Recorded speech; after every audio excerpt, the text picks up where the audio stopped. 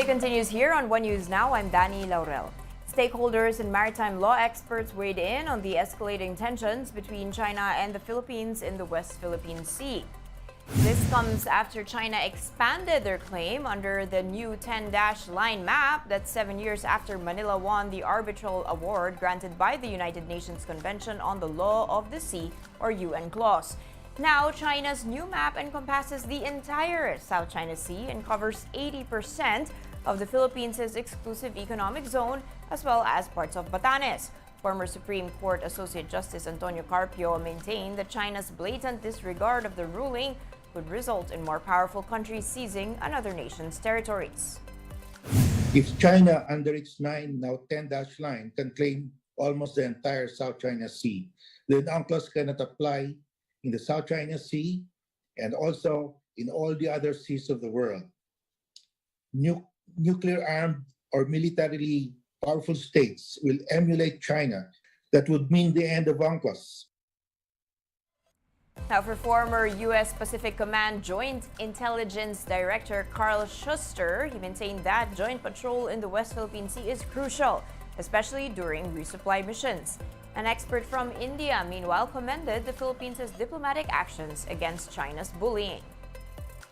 We saw that Philippines military and Coast Guard has shown us way that even if you are not as powerful as their Chinese military, you can still counter them. And the current Coast Guard activities that we had seen in the in the South China Sea, West Philippine Sea, and South China Sea region is a affidavit to that we can still stand up to Chinese aggressiveness. The Justice Department is confident they can pursue the arrest of former Congressman Teves in the coming days. Teves is currently in Timor-Leste after being accused of orchestrating the murder of Negros Oriental Governor Roel Degamo. The DOJ confirmed Teves' whereabouts after videos spread on social media showing the former lawmaker appearing in public with former Senator Manny Pacquiao. According to the DOJ, Pacquiao's camp clarified that the meeting was not planned. Ito ay isang chance encounter lamang po at hindi naman sinadya na magkita sila doon sa mismong airport. No? Siya lang ay sinalubong doon sa airport at nagpakita din doon sa mga events na pinuntahan ni former Senator Manny. The department also assured the public that they will continue with their plan to arrest Teves, although the process is taking a bit longer since the Philippines does not have an extradition treaty with Timor-Leste. In a few months, in a few days, he will be here back in the Philippines to face the charges against him. Marami na kasing high-level talks na nangyari between presidente ho natin, si PBBM, at yung presidente din ng Timor-Leste. We'll be back with more stories after the break. Keep it here on One News.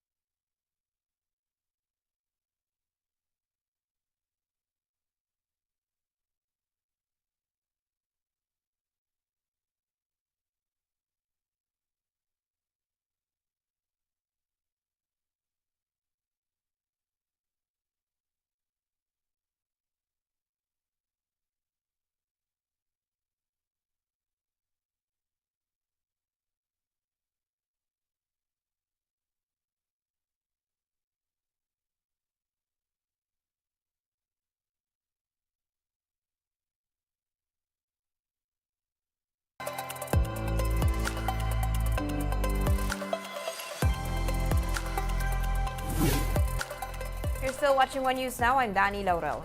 Motorists may see mixed movements in pump prices next week. Diesel prices will either remain unchanged or see an increase by up to 20 centavos per liter. Gasoline is poised for a hefty rollback of almost 2 pesos per liter, while kerosene could also see a price drop of up to 60 centavos per liter. The Energy Department attributes these potential price movements to several factors, including elevated interest rates and the stronger U.S. dollar. Oil companies will announce the final adjustments on Monday, which take effect the following day. Let's now take a look at other stories we're watching.